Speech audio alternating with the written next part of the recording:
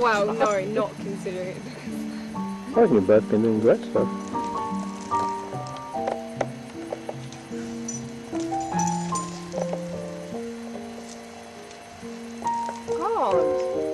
God, Ado, swinging all over the place.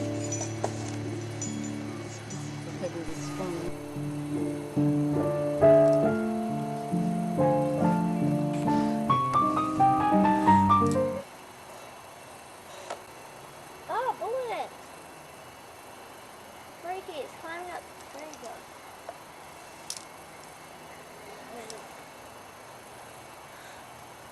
Oh, my carabiners have got all twisted. Well, take your time. Hot. I shouldn't have put so many clothes on. Is the harness painful on your leg? No, not at all, actually. It's good. It's quite comfortable. That's the other side. It just made me slow down completely because you're stuck there up in a tree. It's a bed set, really. It's virtually the size of a, you know, a small... Single bed. Yes, it's a bit bigger than a single bed, but that's how big it is, and so you sort of get around on your bottom everywhere, you know, cooking your food or going to the toilet in the bucket or you know, preparing for your evening by getting your nightlight ready and whatever you wanted to do. Oh, no. Yeah, that's why it wasn't done before, but obviously we needed it anyway. Yeah. Yeah. John will be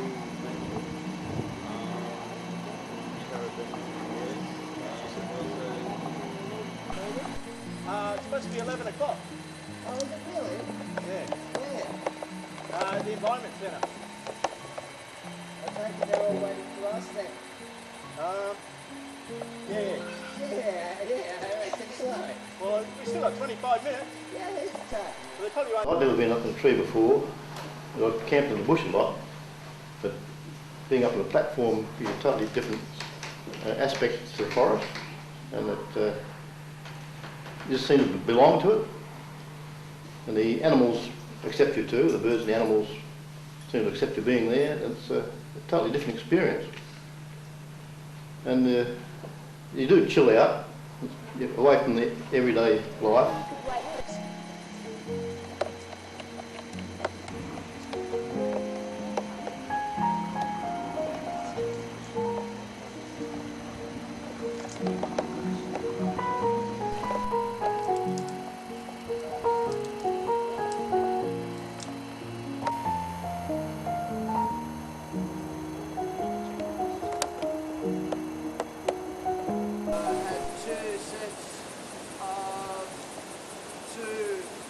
White-tailed black cockatoos come through and perch themselves over on that dead tree over there for a couple of minutes. Why am I going so slowly? That's all right. Upside down. That's all right.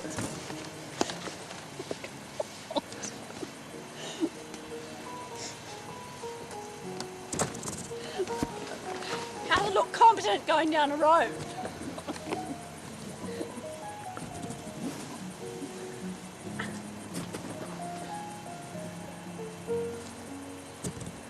I've lost the rope. Can't reach it. I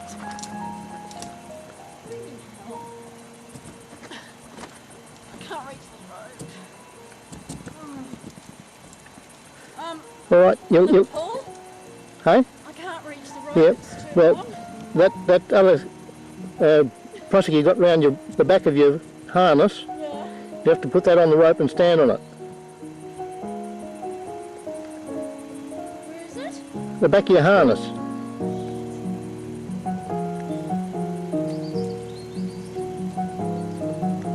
do I get it off there though? Put, Rope, is it? just slide it round to the front.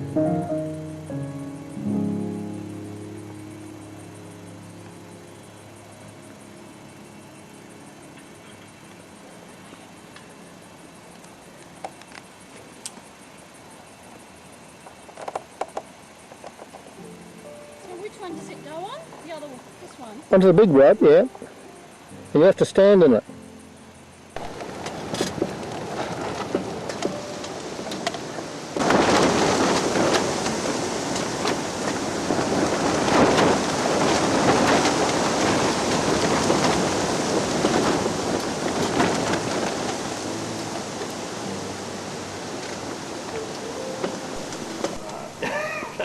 The possum invaders. You usually get them about an hour after you turn your head torch off to go to sleep, and they start making their way in, and you'd sort of wake up and you hear a bit of scratching and stuff, and a few things getting knocked over. At one point I had a can of baked beans. It was on the top shelf. Knocked a can of baked beans on top of me. I was lying down, and one possum actually got one of the bigger ones, one of the braver ones. Once he got used to me, he or she, actually ran up the side of my bed along the mattress. It ran up the side of my bed along the mattress while I was lying down, around my head, and sat here right next to my head. And so I thought, well, it wants to say hello. So I got up on one elbow and looked at it, and then it looked at my hand, and then it leant down, and I thought it was just going to smell my hand or lick it. It latched onto my thumb and started running off with my thumb.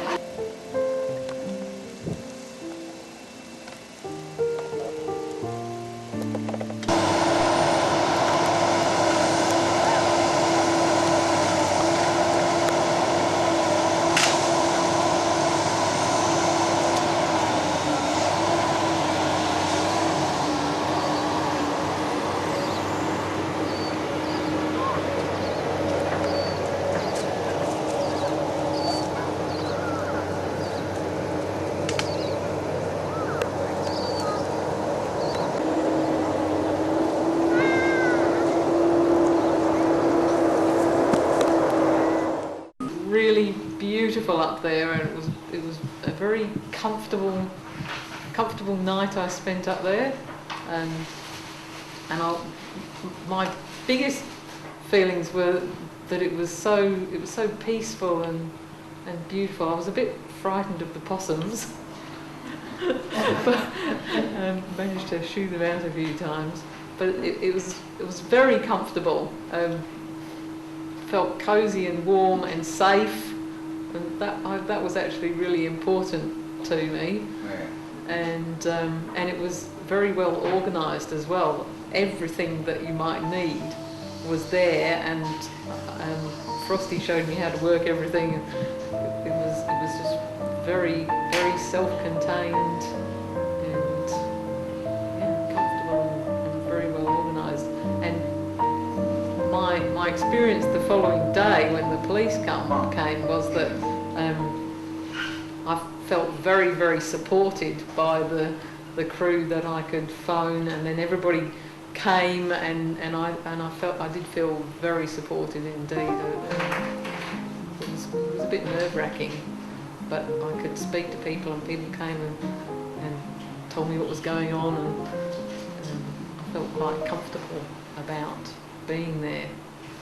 It was very sad when that bulldozer came through and started knocking down the peppy trees to get through to the tree to put the cherry picker up. That was very upsetting.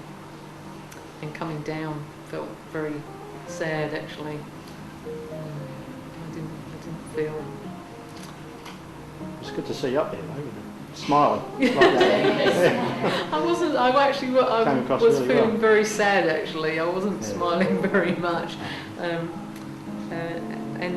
some of the biggest support that I had was the music that was going on down below, and you can hear it on the film there. Kath just playing sticks together, and that really gave me a lot of courage. And Guy playing the drum as well gave me a lot of courage.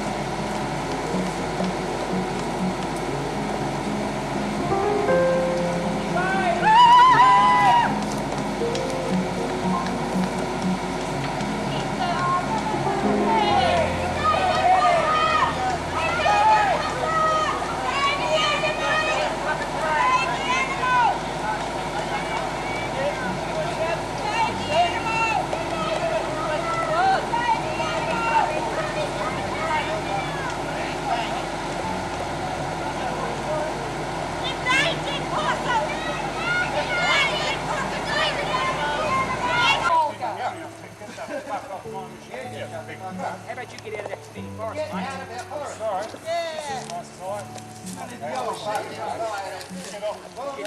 forest, mate.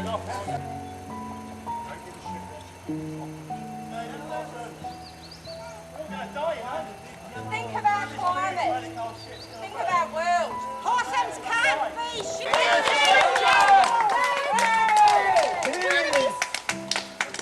We want us all to be happy. We want us all to be healthy. Not by using your bloody elbow like you heard before. I hope you trim your fingernails too, guys.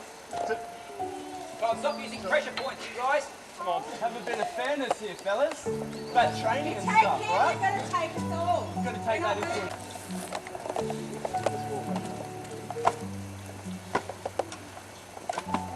Save the possums! Yeah, now you didn't get all of us out.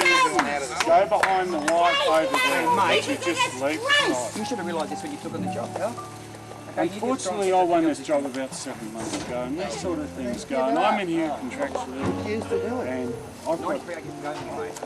Have a conscience. Trust me, Think I about won't be what's fucking going here now, on. but you can't stand behind the desk. No, we're not. We're not. Go tell Steve to shut the shop down. This is a world environmental thing. It's not just a local, small people. We're normal people. My kids are passionate. My kids are worried. I don't want people looking back and saying, I was responsible for this. So we must take a stand, folks, and be brave. I mean, take a risk. The worst thing that you can do is get arrested like Sue. We're all proud of Sue.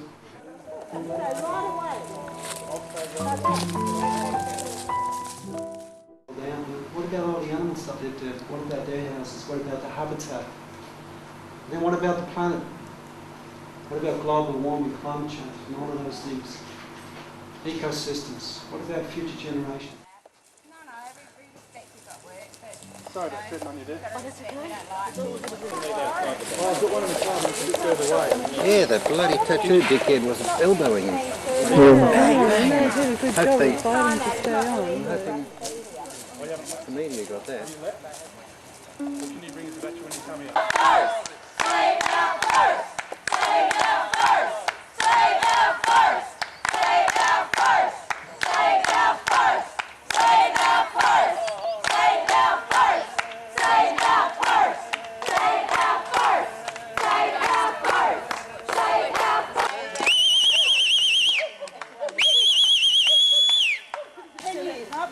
We're waiting and put them in a museum. It's made out of people, paint, color, and a happy scene. Children will never see the possums that live here. We're going to always seem to go, but you don't know what you've got till it's gone. Be paradise, put them apart in love. Waiting on the world to change. Yeah, we're waiting, waiting on the world to change. Yeah, we're waiting, waiting on the world to change. Yeah, we're waiting, waiting on the world to change. Well, now they have a legal right to do what they're doing, and we will back them up and allow them to do what they're supposed to be doing.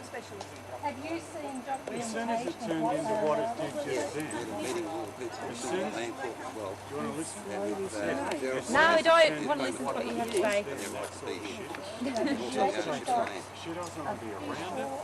She's here to sort out the crossings. She's here to We had a meeting with them last Wednesday. Full of shit, mate. document it. Has anyone lost a phone? Well, it's not happening. Can I just ask, what's happening with the tree sitter? What's happening with You're not the police. I We don't want to know, see the darling. legal document. I'm Call me darling. I'm not a tree sitter.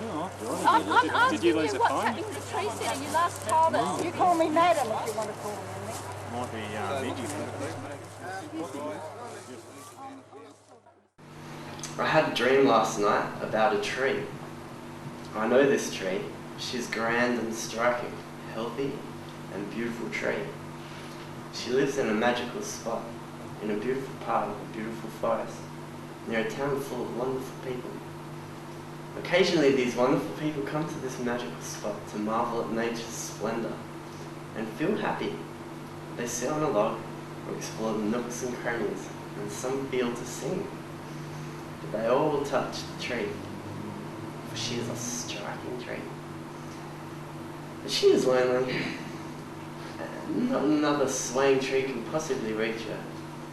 The people think she is a miracle, and love to tell her so, by caressing her powdery bark, but they can only reach her toes. Our tree has been nurtured for many decades, but what she desires most is a hug. In my dream, she wept and said to me, I've been strong for so long, and watched over my friends, as I saw others killed in the distance. What I would really love is to have someone wrap their limbs around me and take care of me for a while. I'd like to rest and let someone else watch out as I close my eyes and dream.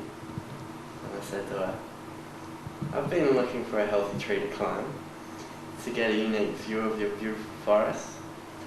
I've chosen you because you are a striking tree. I really feel your pain and would like to help you out. With your permission, I would like to climb your limbs right up to your canopy. In return, I will watch out over your friends as you slumber. When you wake, I will leave you and give each of your limbs a great hug as I descend. The tree didn't answer me, but she didn't have to. I could tell by her warmth that she was happy with our arrangement.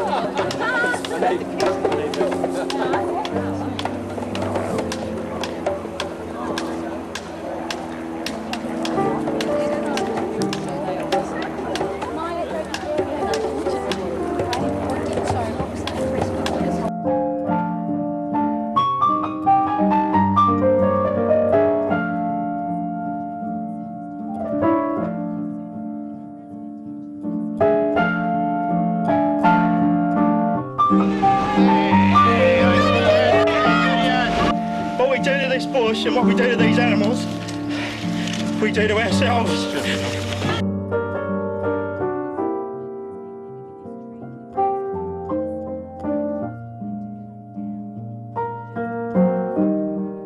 The bulldozers are in there now. They're destroying College Grove right now. This 7 acres might be bulldozed today, but there's 93 to go, and we'll fight every inch of the...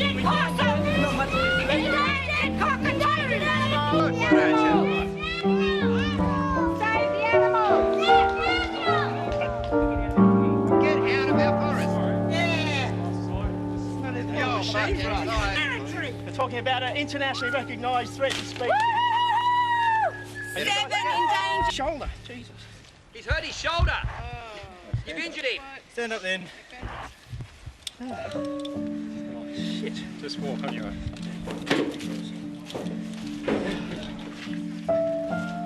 We're not moving. We're not moving. This is a member of the community. Animals need homes too. Save the animals! Save the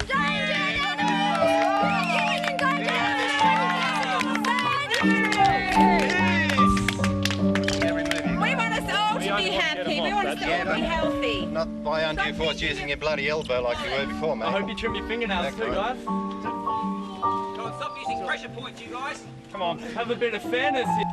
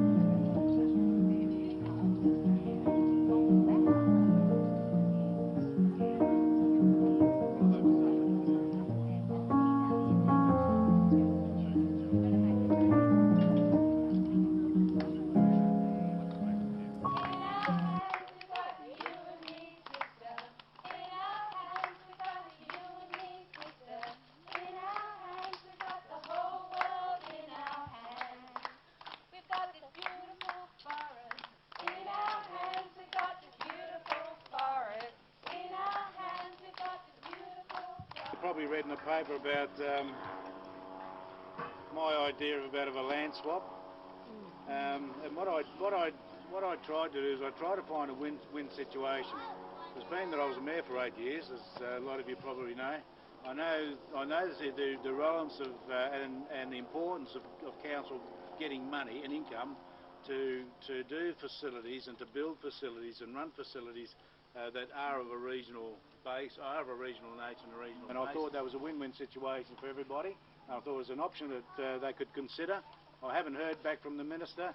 I haven't heard back from Council other than the fact that they've received my letter and they said that they've sent copies of letters to all the councils, so I'm waiting on some responses from people. So that's where I am, and that's the basis of which I put that option forward. All right? Great idea. We'd all like to say that I heard when I came to Bunbury that John's very concerned for basically what is in the best interests of Bunbury. And I think with this solution, we can see as visible evidence it's exactly what he does. He helps us. And we'd like to give him this token of our appreciation for standing up for us. And we'll be called a celebratory drink when the plan comes off. Am I allowed to open it now? Thanks very much. Good on you. Thank you. A bid is coming out of this plan. Funnily enough, Landcorp called us, which is rather unusual, and their CEO has been giving us emails and talking to us about an agenda for a meeting which we'll be having later on this week, and we'll be talking specifically about what we're calling the Australia plan, which is basically this land swap or the buyback. And so, yeah, from that, hoping bigger things are going to grow and we might be able to actually save this piece of bush. Great. The next person we've got speaking is a local councillor who's you've all heard about. I won't give him too much introduction. You've all heard a lot. He's been working tirelessly for this bit of bush and for ending clearing on the Swan Coastal Plain. Please give a warm welcome to Brendan Kelly. Hi crew, great to see you all out here again one more time. As John just alluded to, we've been looking at all the options that we possibly can to look after the bushland that we're actually blessed with at College Grove and in Bunbury. 80% of the vegetation on the Swan Coastal Plain is gone forever. And that really is an indictment about old thinking. Old thinking now, we're modern people, we should be able to think to ourselves, hey, listen, we've done some damage, but hey, we've got to really stop it now. We can't continue just to clear bushland on the Swan Coastal Plain on the basis that, hey, we've got to have houses for people. We're past that. There are tens of thousands of hectares of vacant paddock sitting between Gin Gin and Bustleton, and that's where houses now need to go. I know that it's a difficult thing for people to change their minds now, and it's change a lot of people don't handle too well. But when we start talking about government, governments are elected to make sure that we keep pace with a changing world, that we keep up with what modern ideas are. Modern ideas are not knocking over bushland. That is a primitive thought, and it's a thought that we can no longer live with. But what I am saying is that the options that we have in front of us now to start looking at protecting what we have, protecting the natural environment and looking after it, not just for ourselves but for the future, they cover a whole broad church of politics, of federal government, state government and local government.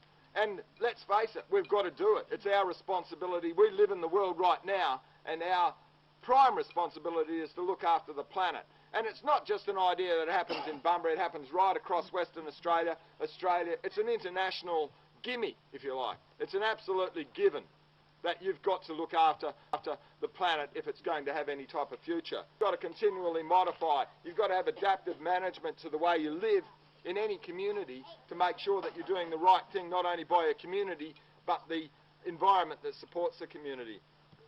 Having said that, just a little update of where we are here. The structure plan for the rest of the College Grove development hasn't been presented to the council, that is the Bunbury City Council, as yet. So we do have a little bit of breathing space before we see those horrible machines come in here with their bars on the front and their graders and things to knock it over. When history is looked at, when somebody judges us in history, we want to be the ones who said, we put our hand up, we stood for something. So keep at it, and thanks for rocking up today, and I hope you have a good rest of the weekend also.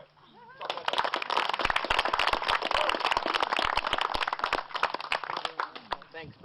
One thing we asked at that first picnic was that everyone who came, when you go, if you could do one thing, please write a letter to the local paper. They've been really supporting us. We're getting stuff every single week. So if everyone could take that on as a something they could do, we'd all really appreciate it. And John said he hasn't received a response back from Michelle Roberts. He's written with this wonderful idea how we could have a win-win solution for the community, and straight old being ignored. Well, how about if 150 letters or whatever arrived on Michelle Roberts' desk over the next week or two? Our first speaker is Juliet.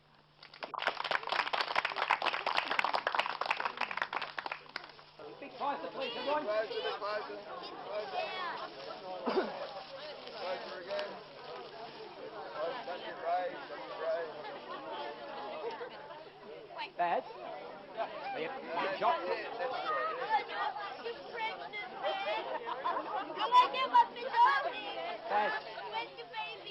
Okay, if everyone can sort of pull in together, sort of shoulder to shoulder, pull in. Shoulder to shoulder. Round. Take a look at where we're important the doctors. Excellent, Good on you, everyone. Thanks very much. Give us all a clap. Well done. Sort of a culmination of event I drive, which is that block of land that a lot of people put a lot of energy into saving. And you know, to thank those individuals, probably too numerous to name, but the citizens of Bunbury, you know, both passive and reactive, the ones who just sit at home and think about it, but you know, add to the greater good, and the ones that are out there fighting the, you know, on the front line. And so there's going to be a bit of talk about that later. So, you know, this is really just one more step.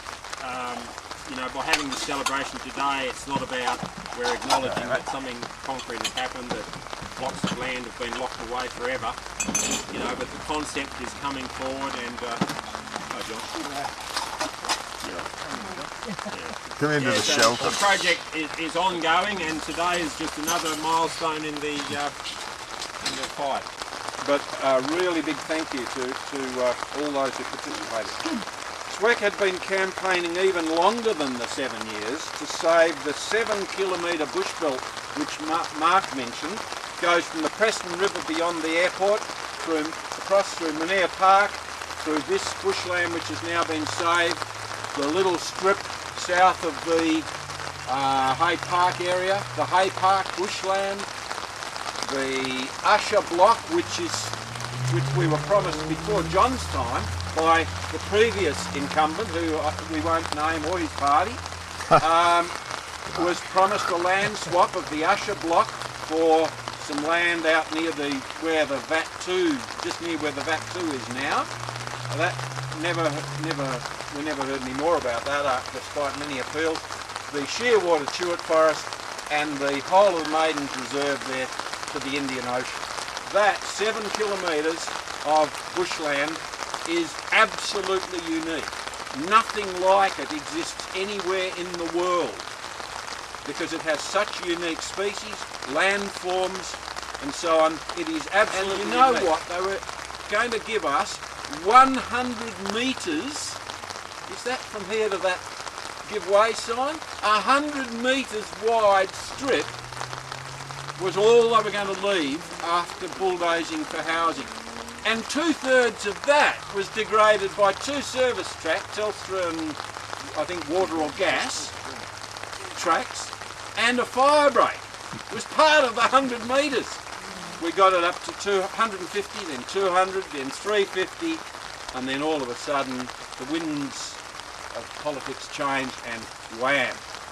The decision was made, no further.